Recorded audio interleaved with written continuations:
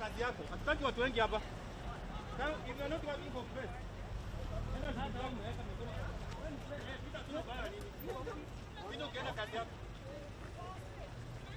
Enda.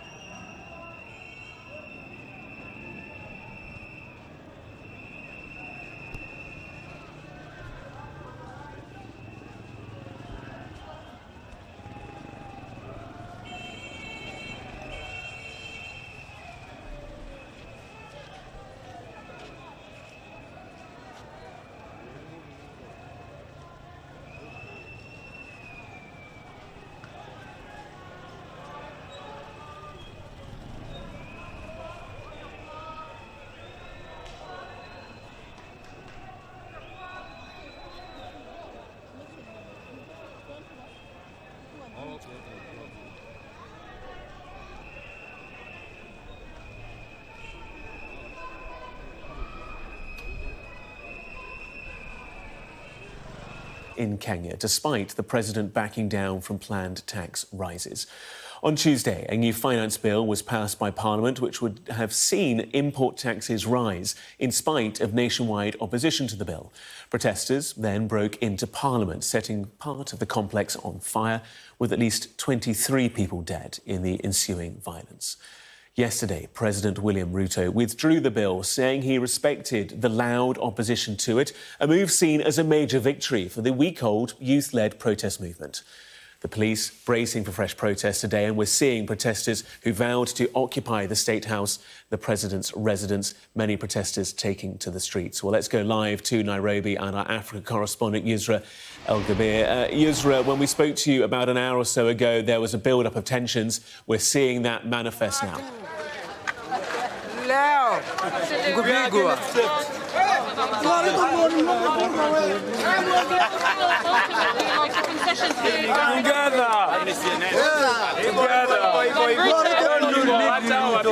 Happy to have the chance to have the world listening, as well as the presidency listening. And they're not going to give up this chance. We've been seeing confrontations throughout the centre of town. Every time protesters gather, try to barricade the roads, they're quickly dispersed with tear gas, with sand bombs.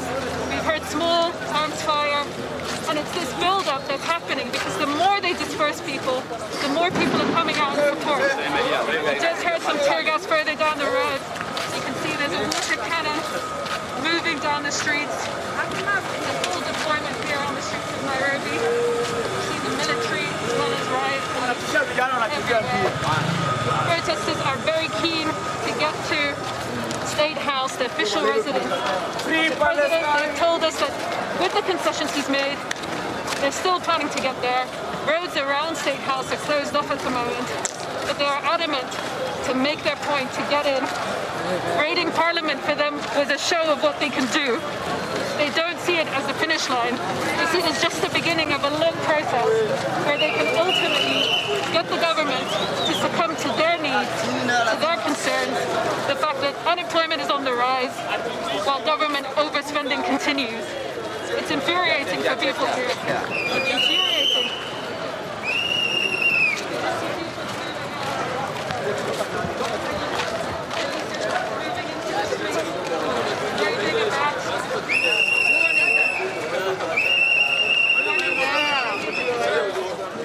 We're bringing you live footage from Nairobi in Kenya. Yusra, our Africa correspondent there, wearing that face mask in response to the tear gas that has been fired on the streets of the capital. You can see there police officers in the central part of your footage. You can see here on this other feed that's bringing us live coverage from Nairobi, protesters there in the centre of your frame, looking to be blocking the road to some degree. That bus trying to make its way through. The hoots of the horn, it would appear to be in support of the protesters. This is a young movement, both in the duration and also in the people behind it. Africa, of course, the planet's youngest continent, half of the population aged beneath 35 and younger. Well, they were angered by the plans by the President, William Ruto, to bring in this finance bill that would have brought tax hikes to the country. He said that was necessary because for every dollar of tax that the government in Kenya raises, 61% of that goes on paying off government and national debts. The government debt currently at £63 billion. Well, William Ruto was elected in 2022. He secured 50.5% of the vote, and he did so on the promise to be a fresh breath of fresh air to Nairobi and to Kenya as a country, to bring in a new era. He said he was the hustler who would bring in a new deal for the country and end the dominance of two of the main political families, the Kenyattas and the Odingas. Well, many people would say that that hasn't happened, that change has not been brought about in the past 2 years, or certainly not enough change. And in response to that protest, in response to the finance bill, further protests too, and we saw in response on Tuesday at least 22 people killed, scores arrested as well. Well, let's cross back live to the capital, Nairobi, and our correspondent Yusra. Yusra, there is a marked shift change in the mood on the streets, a sense of a return to what we've seen earlier in the week. I mean, it just shows the persistence of these protests. These aren't tied to a single concession, a single bill. This is about general discontent. And the fact that the bill has been withdrawn, the president says, though it still needs to go back to Parliament. And people are still out on the streets, they're still angry. You see up ahead, tear gas has just been fired at them. And they're facing it head on. There's a fearlessness that is pretty astonishing. There's a sense of complete disregard, really, to William Ruto, their president, standing in front of them and saying, I concede. They're not having it. And I think that does come after the deaths we saw earlier this week. The killings by the police has really made people feel like they're betrayed. There's a lot of rage. There's also a lot of courage. And people aren't willing to stand down right when they feel like they finally have the government's here and the world is watching. These are new live images being brought to you from the capital of Kenya, Nairobi. You can see there protesters on the streets, what looks to be water cannon as well in the distance. We've seen that tear gas. You can see the smoky haze beyond those traffic lights. We're hearing from our Africa correspondent, Yusra Ogbir. And Yusra, where does this go, do you think? How do the government, how does the President, William Ruto, try and respond further to these protests? I think William Ruto went from being incredibly threatening, telling the army that this was a turning point in how they deal with threats. It was a very hostile turn. He said the protest movement was hijacked by criminals. And then less than 20 hours later, he says, I concede, I've heard you, and we're going to create national dialogue with young people. And I think instead of getting people to stand down, it's made young people here realize that we have power, we have a voice, we can get the president to change his position, and now we have a lot more to ask for, and they're doing that. These are people who are suffering from rising cost of living, young people who have struggled to find jobs. And when William Ruto was campaigning to be elected in 2022, he promised young people in particular that he would manage to get them the jobs that they need. And he hasn't. And this is now a reckoning, I think, to those promises that were made that weren't fulfilled. You'll see a lot of these guys are young men, many of them struggling to find jobs. One of them told us, "Get me a job, let me work with you." There's a lot of anguish and a lot of spare time, and it just goes to show why people are willing to risk their lives, why people are willing to face the state apparatus head on. It's tear gas for them, they kick the canister back and they keep it going.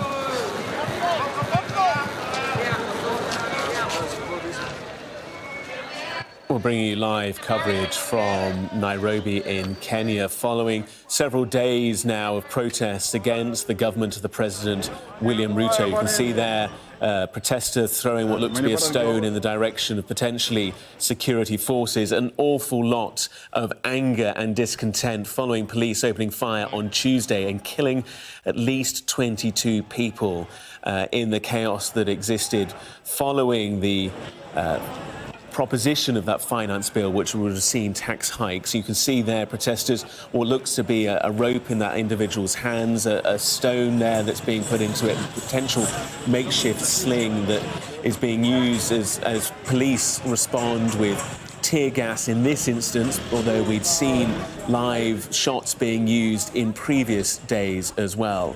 And as Yusra's saying there, this is not just a protest movement against the one bill, but against the fortunes and future that many young people in Kenya perceive. And that's important to note, isn't it, Yusra, that this is not necessarily an opposition-led protest movement, but one of a young youth movement instead. Well, let's take you away from Kenya, live now to the United Kingdom and Derbyshire, and the Prime Minister, Rishi Sunak. Fantastic to be with you all. Thanks for having me. I've got to say, my mum was particularly excited.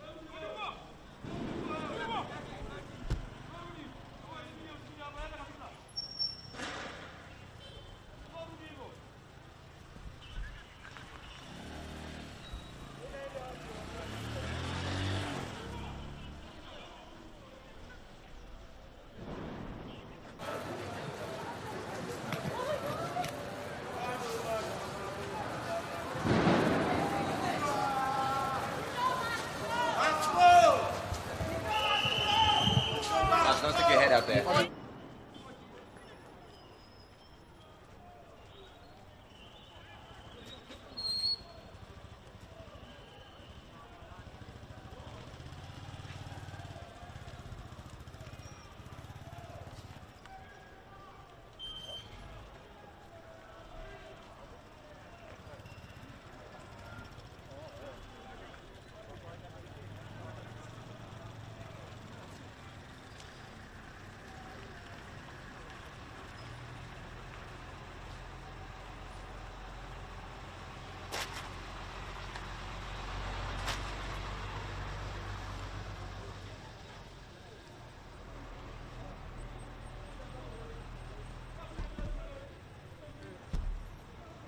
Kwani kamenuka sasa?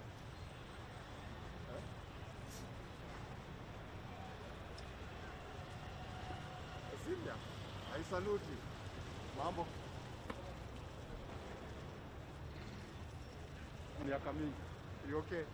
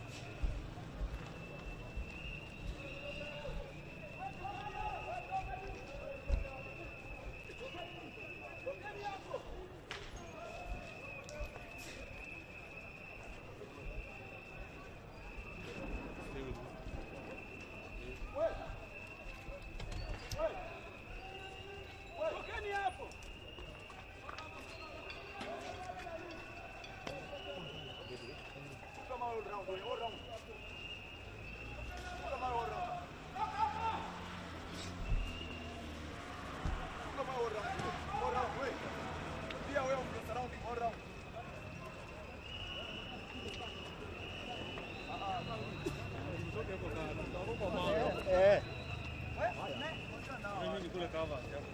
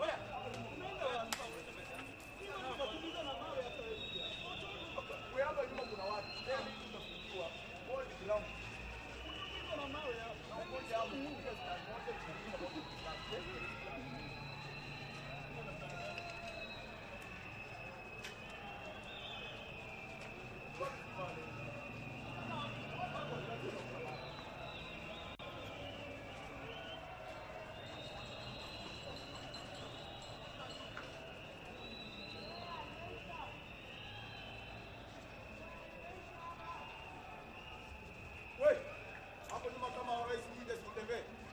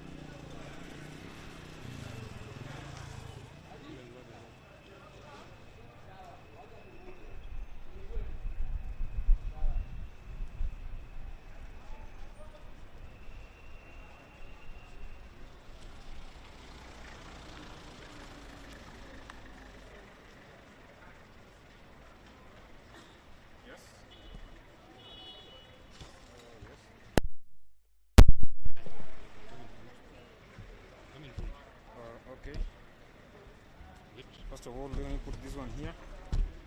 Do it very fast. Okay.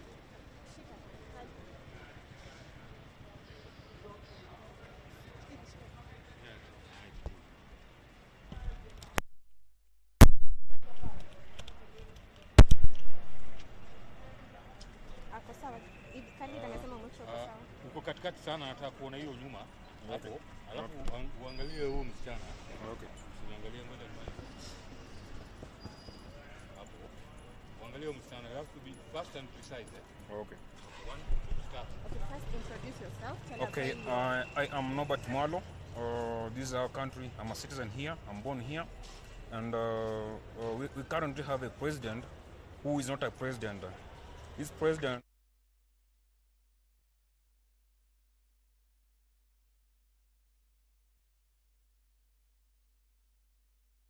the people and for the people. And now we're going to change Kenya to be the rule of the youth, by the youth and for the youth, which is Gen Z. Gen Z have come to revive Kenya. We don't want any abduction at all, Ruto. We don't want any killings, Ruto. We don't want any rule by force. We have seen deployment of KDF in our city, which is not guaranteed by the court, and the court has declared that they should go away from our city. And I want to tell Ruto, if kindly resign for the sake of us, the youth, the Gen Z. For me, like I'm not married, I need to marry, I need to have kids, I need to buy diapers, I need to buy food. When I think of the bill, the heaviness, the burden, before I talk of anything, I just expect the president himself to resign, because the bill is too heavy for us Kenyans. The bill is too paramount, let me say paramount, like a mountain which you are expecting to climb with the hands, but you have legs. So you should put your legs down to climb it, which is very hard to climb with the hands. We want to reject finance bill. We want to say Ruto go home. Yes. Ruto go home. Ruto go home. Ruto go home. Ruto go home. Ruto go home. Thank you very much. On the street and you already withdrew the finance bill. Yeah, we are on the street to declare ourselves as free people first. It's a constitutional right to come on streets, to declare our desires. We want this government to go home. That's our desire. We want Ruto to go home. Anything concerned with this government to go home. Whether Ruto, whether Kimani Ichung'wah. And I want to tell Kimani Ichung'wah, my brother, I want to tell you, my brother, my friend, just pack and go. I don't know where you hide in Kenya. Yes, you are talking rudely. You are talking rudely. You are talking with no respect. You are talking like you are not a Kenyan. You are talking like you are from another country which is not on this planet. Kimani Ichung'wah, go home. Thank you. Thank you very much. Appreciate your time. Thank you.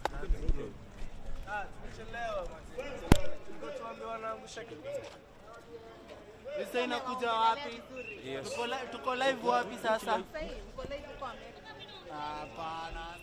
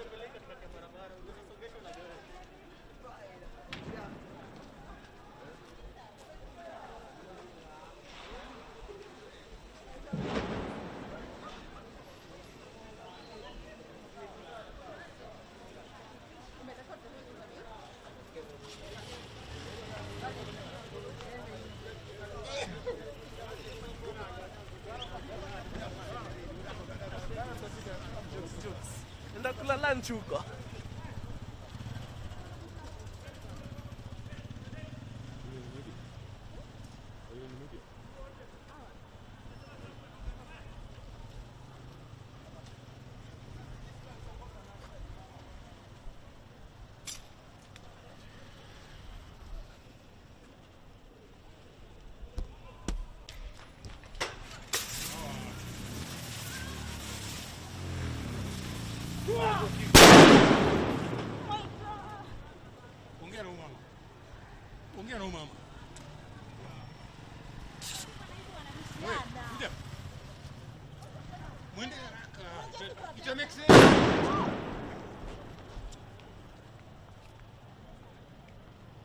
shake hands. Mwenye teargas.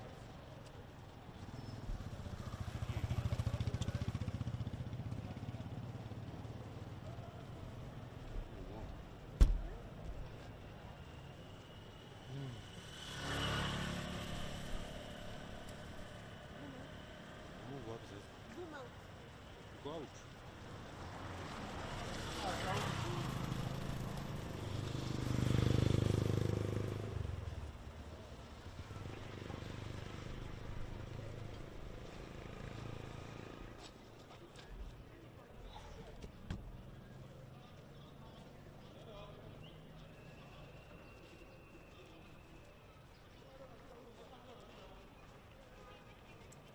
Watu wanaweka nyonde.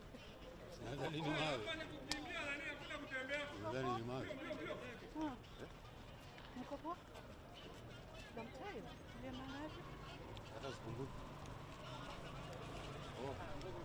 maandamano yote tumekuwa na wewe. Madhara wapi? Waliote. Malikote. Kwanza ya raia. Nani? Nazurura TV tuone venye kuko.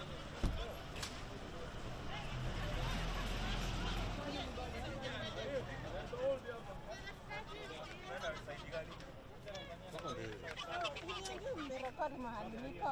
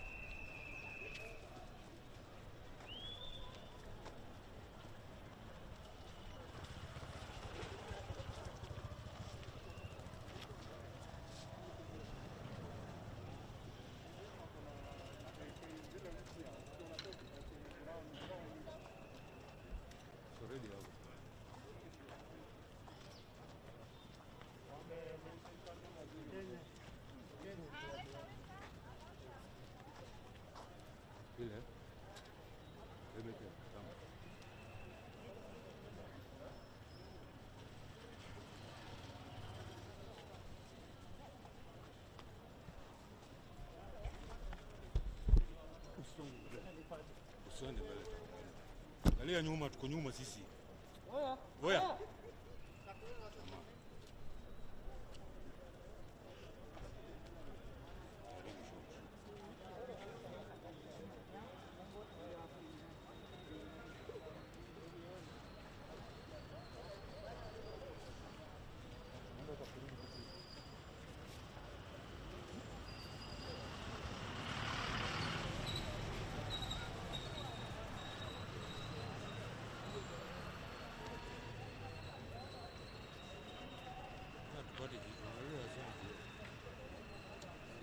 Hata ukienda mbele yao sasa utapata nini? Hiyo vurugia composition na watu wengine.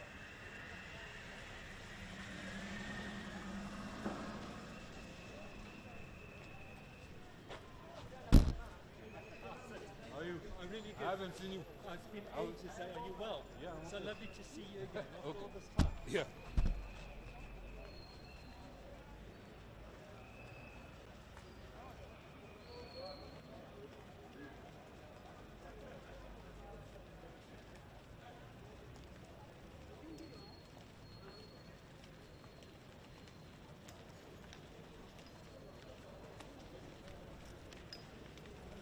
Tuko sawa kuja.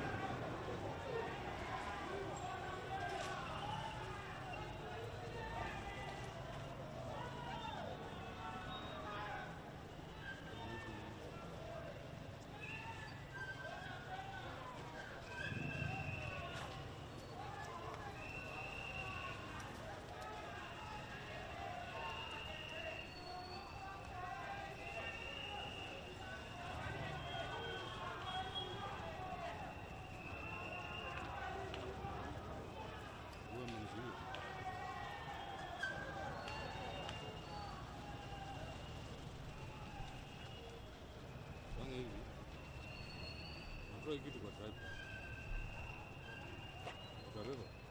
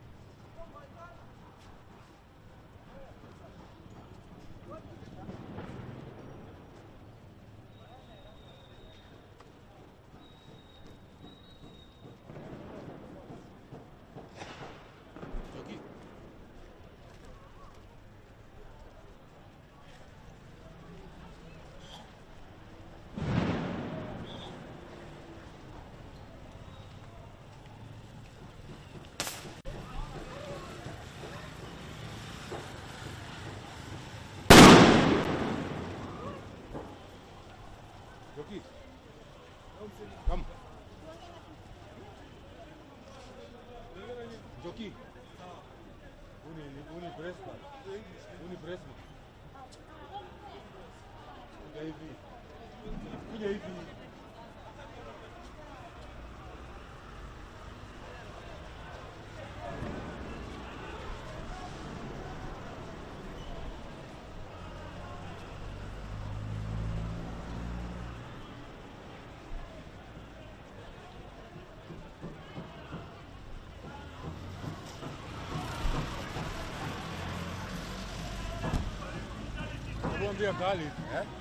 They are starting to harass the members of the trade. What do we do? Hiyo tu kitu ya kwanza.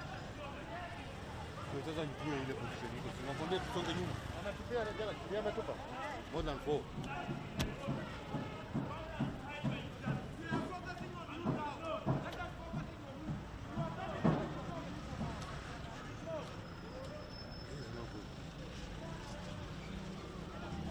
We keep changing position.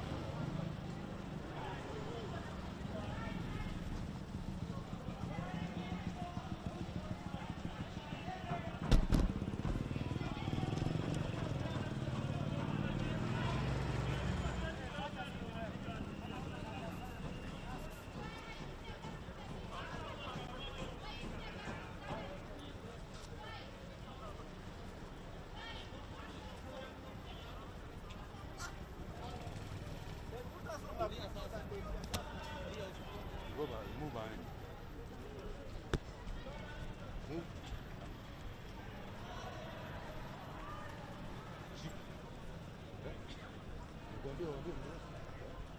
Kitu ina happen.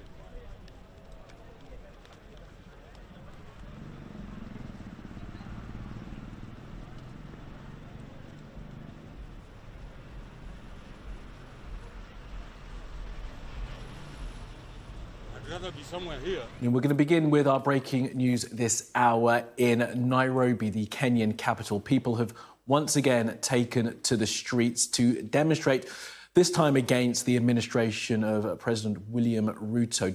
Demonstrations and violent protests have been seen in the Kenyan capital and in other cities across the East African country for at least a week now. There were violent scenes seen outside Parliament earlier this week where more than a dozen people were killed and perhaps hundreds injured, people abducted, in protest against a proposed finance bill which would have put tax increases on many everyday items, including sanitary products, nappies, oil. People took to the streets in their anger. The president, despite that passing through Parliament, then had the choice to whether to sign that into law. He did not do that and climbed down. Now, this protest today had always been planned, but it does now appear as if people have come out on the streets to show that they perhaps have the president's direction of travel in their hands. Let's bring in our Africa correspondent, Yusra El-Baye, who is live for us in Nairobi. Yusra, great to have you with us. What is the situation there now? I can see behind you looks like a phalanx of riot police. Situation is incredibly volatile, Kamali, and we've heard live ammunition fired a little earlier, but mostly just excessive tear gassing every time people gather.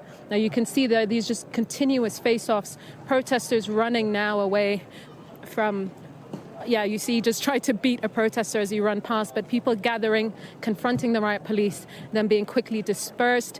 Now you can see the water cannons and the riot police all lined up. This is a full deployment of the police today in the capital. We've also seen one military vehicle moving around, an APV. But generally, there is a zero tolerance that is definitely on show. They're not letting people gather for long enough to move together. The plan today was for people to march to State House, the official residence of the president. And movement is just incredibly difficult. The roads around State House are currently closed off by police. And every time people gather together, they are completely dispersed, dealt with head-on. Now, we saw protesters throwing rocks at the police, throwing glass bottles, and the police throwing rocks and bricks back, tear gassing them, throwing sound bombs, then firing live ammunition into the air. Now, I think we just need to contextualize this a little bit, because President William Ruto has rejected the bill. He sent it back to Parliament. He gathered his MPs and said that their collective position is for the bill to be withdrawn. But that is not enough to get people to stop protesting today. And they've told us that they're angry. They're incredibly angry. They feel like this concession from the president came far too late, that there's already been a loss of life, that they've already been harassed, that the crackdown was incredibly brutal. And they say they're not protesting against a single finance bill. They're protesting against what they see as bad governance. Cost of living is on the rise. Unemployment is on the rise. You can just hear the sound of tear gas being fired down the road. It's just constant. It's every few minutes or so. But again, it's this fearlessness, this persistence from protesters who are refusing to stand down despite the concessions made, despite the force being used to get them to disperse. And it's just an ongoing, fluid and volatile situation at the moment. Yusra, look, we're seeing these pictures, and from when I saw you reporting in the last hour, it looks, from at least where you are, that it has calmed somewhat. But look, there it is again, the tear gas bomb going off. Give us a sense of location, whereabouts you are in the city, because as I understand it from the last protest, it was all around the CBD and around Parliament and City Hall. Where are you now, and where were those violent scenes that we saw earlier? Where's the standoff occurring? This is all in the CBD, in the central business district. As you can see, shops are closed in preparation for these protests, and there are business owners who are kind of cowering in their shops as the confrontations continue. I mean, we did see on Tuesday a similar trend. We saw things start very kind of tame. There was a tentative calm, and then things really escalated. And I think we can say this morning it's followed a similar trajectory. Tentative calm, deployment of the police, readiness from the security apparatus, and this consistent building up of tension. And who knows where it will go, Kamali. We're not sure how things will end up. People haven't been able to move close to State House. I think they've learned from the fact they managed to reach Parliament and raid Parliament that they can't let protesters get anywhere near State House today. There is definitely a sense that there will be zero tolerance of any more raids on any other institutional buildings.